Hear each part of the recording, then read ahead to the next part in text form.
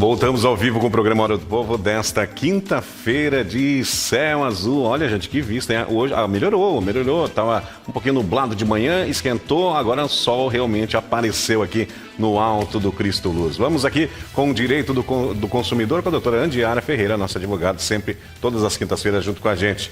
Tem mais perguntas? Bom dia, doutora. Loja física, doutora, é obrigada a devolver o dinheiro da compra, doutora? Então, bom dia.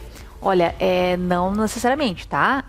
A questão de devolução de dinheiro, ela ocorre, por exemplo, numa situação em que a empresa ela se negou a consertar aquele produto, né? Ou, por exemplo, deu o prazo de 30 dias para ela tentar resolver e não resolveu, não consertou, não deu um desconto proporcional ali em relação ao defeito daquele produto.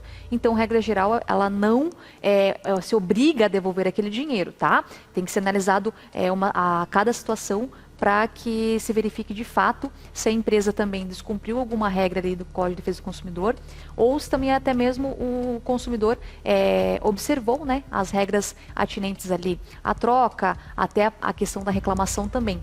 Lembrando que, tá?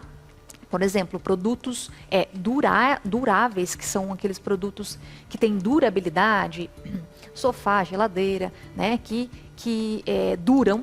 Eles têm um prazo de reclamação de 90 dias. E esse prazo é importante que o consumidor se atente, porque é um prazo decadencial. O que significa essa palavra? Significa que se você não reclamar nesse prazo, você perde o direito de reclamação, tá?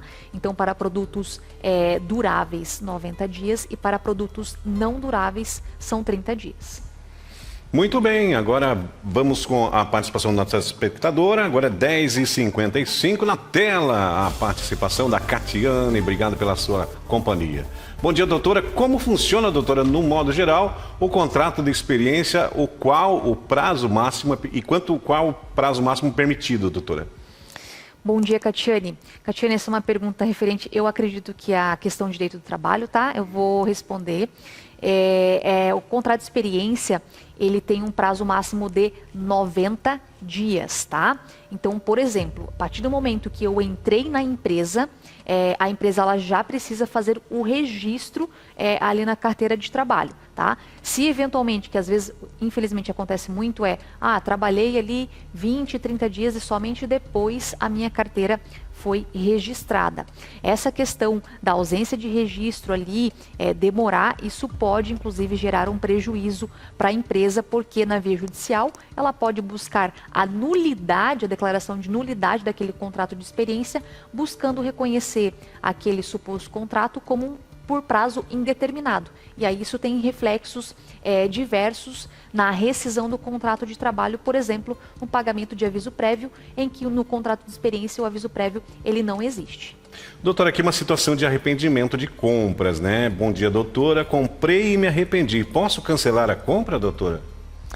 Pode cancelar a compra, lembrando que o cancelamento da compra realizada fora do estabelecimento comercial, você está ali acobertado pelo direito de arrependimento, que é aqueles 7 dias. Ou seja, fiz a compra fora do estabelecimento comercial, na internet, no standard, tem o direito de arrependimento. Fiz a compra direto na loja física, não existe esse direito de arrependimento de cancelamento, tá? Então tem que ficar atento a esses pontos. Esses quesitos aí. Bom dia, doutora. O que fazer, doutora, se o serviço contratado não for prestado corretamente? Olha só, bom dia. Uma vez que o consumidor ele contrata um serviço, tá? E aquele serviço ele vem com um defeito, mal executado, o consumidor ele pode buscar ali a reexecução daquele serviço, tá? Ou ele pode também buscar um desconto proporcional em relação ao que foi feito e, se for da vontade, buscar um outro profissional, ou até mesmo cancelar aquele contrato, tá? Então, por exemplo, vou te dar aqui um exemplo de contrato de telefonia que acontece bastante. Normalmente, esses contratos de telefonia, eles possuem um prazo de fidelidade, né? Que é um prazo mínimo de contrato. Se eu contratei uma internet, aquela internet ela não está vindo da forma que foi me prometido, 120 gigas, ali 120 megas, perdão, está vindo menos, aí está tendo uma falha na prestação de serviços. Quando, por exemplo, também há uma falha naquela prestação de serviços, o consumidor ele pode fazer o cancelamento daquele contrato sem nenhum tipo de penalidade. Muito bem, 10 horas e 58 minutos. Vamos aqui as últimas perguntas chegando. Lembrando que hoje tem Z Danças e Eventos. Você não pode perder. Pegada de bailão e também Grupo Carisma no tabuleiro. Vai estar imperdível. Vamos aqui.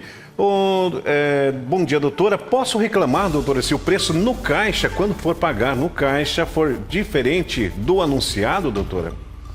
Bom dia, pode reclamar e deve, tá? A qualquer situação em que, por exemplo, eu vi 2 preços e aí tem um que é menor, eu posso levar aquele produto pelo preço menor? Pode levar, tá? Se eventualmente você não conseguir ou tiver alguma resistência ali no momento, busque chamar o gerente ali do estabelecimento comercial e aí faça exigir os seus direitos, tá? E a depender também do horário comercial, você pode ligar diretamente para o PROCON, para que o PROCON também possa te auxiliar nessas situações.